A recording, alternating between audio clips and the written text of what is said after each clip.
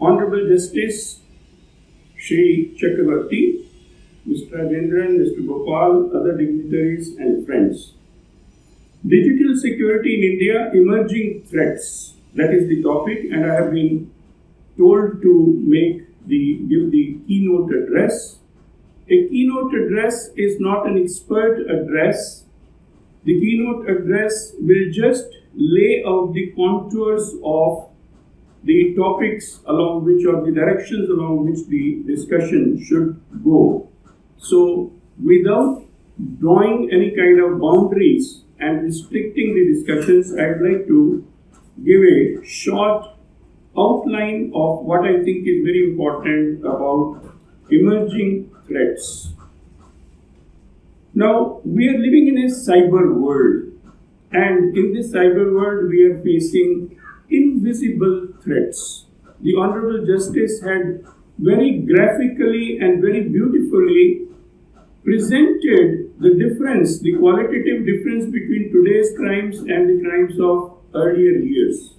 As he said, the person plans to go at night to conduct a theft, to do a theft, then he has to look for a place for disposal of property. And as a former police officer, I know how the place where he disposed of his property becomes the first big clue for us. So now it's a totally, and he very beautifully showed how there is problem of jurisdiction, there is problem of speed, there is problem of technology. So that's what I say, we are facing an invisible enemy today. And he's an enemy whom we have never met, we have not done any harm to. He also may not be intending to do any individual harm to us. He's interested in getting money from somewhere, and incidentally, his threat falls on us. So, we are interacting with invisible individuals, and we are affected by invisible processes. So, it's a war-like situation, it's a war-like age, constantly apprehending attack. We are unsure of what is genuine and what is fake. Is it a fake email? Is it a fake WhatsApp message? Is it a morphed image? Is it a morphed video? Is it a doctored audio? All these questions keep bothering us. It's an age of deep fakes. What is a deep fake? Where there is artificial creation of videos, audio, etc. The artificial intelligence can today create genuine fake audio. What an oxymoron, genuine fake.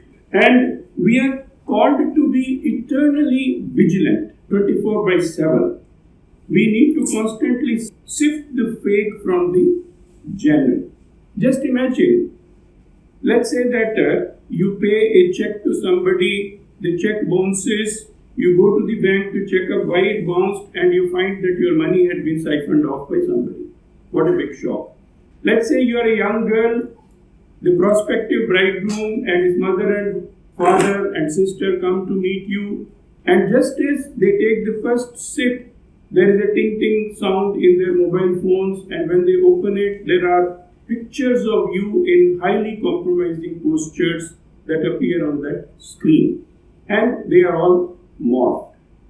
But then who is going to tell them that they are morphed? Constantly open to attacks, phishing, revenge pornography, sextortion, romance scams, bullying. In 2019, researchers from DESA, an artificial intelligence company based in Toronto, produced a simulation of popular podcaster and comedian Joe Rogan's voice. And I'll play this very, very short video. Being a robot has its benefits. I can pronounce tongue twisters now. Check this out. Peter Piper picked a peck of pickled peppers. How many pickled peppers did Peter Piper pick? She sells seashells on the seashore. The shells she sells are seashells, I'm sure. Also, since my brain is connected to the internet, I've become a medical expert. Did you know that basilar membrane and otolaryngology are not autocorrelations? This is a type of situation which is arising today, and a case of this type actually took place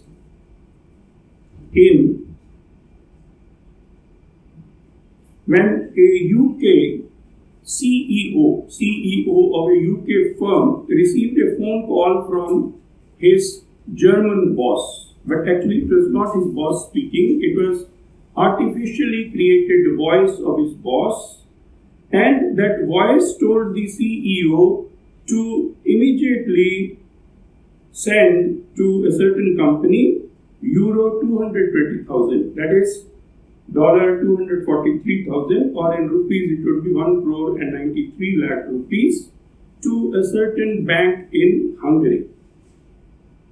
The CEO immediately recognized the voice as his boss's voice, and he also felt that it had the same melody that his boss has. Very sweet voice.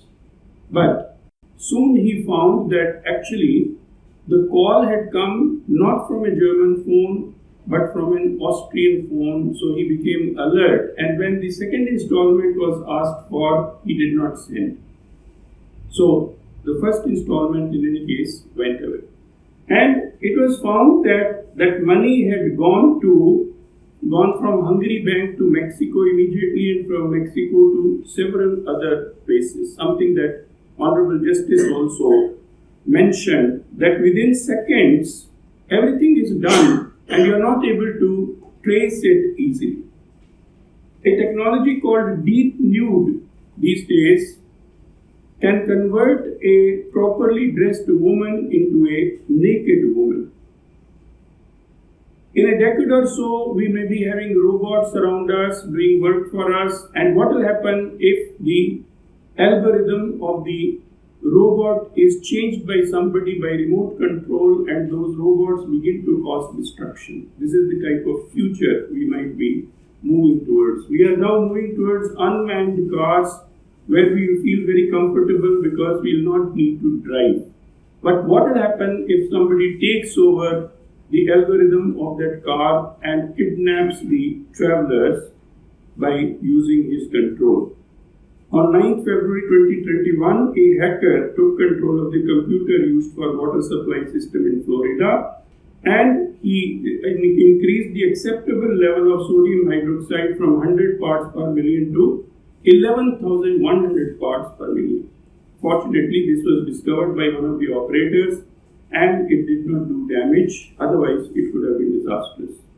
This is a clipping from Miami where the leaders of Rivera Beach Flaw have been discussing how to pay $600,000 as ransom to hackers who had paralyzed their computer system. So this is the type of world we are living in. Ransomware attacks against governments and companies have become unnervingly common worldwide, as hackers have learned that holding data hostage is an effective way to quickly extort money. And these are some of the links where hackers are holding Baltimore hostage, a cyber attack hobbles Atlanta, hard choice for cities under cyber attack whether to pay ransom or not.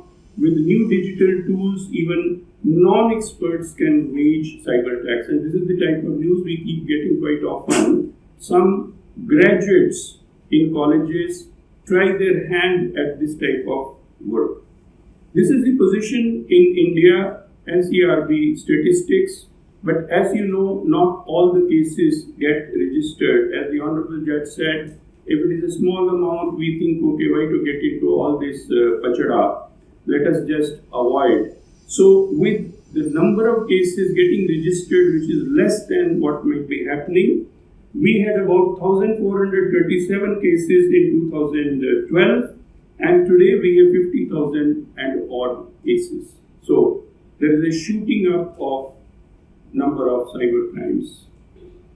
Exodus Intelligence News gives the news that Chinese hackers reportedly targeted India's power grid in the northern states. Now this is very serious national security implications, because what China is trying to develop is the technology so that in time of war they can paralyze our electric grids, they can paralyze our communication systems. So this is not something to be taken lightly. It's not like our bank scam, much more seriously. Cyber attacks were conducted on 2,000 Indian websites, and these websites were hacked by hackers from Indonesia and Malaysia as a revenge for what happened in India recently about that comment on the Prophet.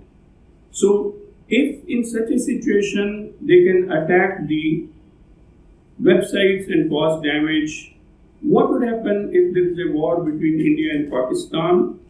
Many of these countries will not need to join the war. They can simply damage our systems, and that way there will be a lot of problem for the country. So these are threats. Wars of the future are going to be very different because of the digital system. There might be a master drone who may be called the general drone, and he may have a number of soldier drones. The master drone or the general drone will give directions, and the soldier drones will go around and cause damage.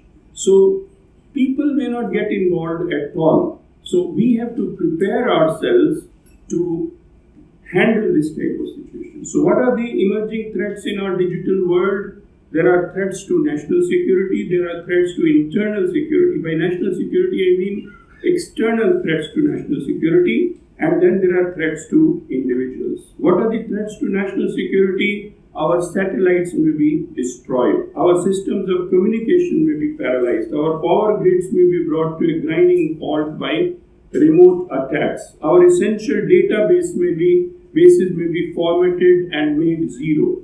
The algorithms in our drones may be changed to turn these drones against ourselves. And China is developing all such capabilities.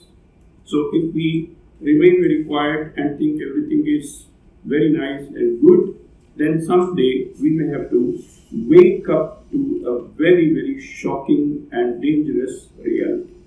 Threats to internal security, funds inflow through electronic media for use by the Tukade gangs, mobilization for violent protests in situations like those which were created during Nupur Sharma case and Agnipath scheme, using social media to fill minds of the youth with ideas against the nation and against the system. Spreading rumors and misinformation is another serious problem. So such activities are becoming instruments for grabbing power. As a result, these activities are growing. Threats to the individual, phishing, misuse of credit cards, bullying, extortion, sextortion, trolling, damaging reputation, love jihad, creating romance traps, cheating through promises of huge money, fake job records, fake charitable organizations, and such threats are everywhere today. So what is the solution? Solution is our role as individuals. India must become a techno power, very important. Strengthening a feeling of nationalism. Today, unfortunately, nationalism has become a pejorative term, and whoever is a nationalist is called a Sanghi in a very negative sense. Does India come first for you, or is your primary loyalty to some pan-international identity that takes priority over the sense of nation? This is something that each one of us must think about. We should not cut the branch on which we are sitting. Does your subnational identity weaken your national identity? This is another problem we are facing.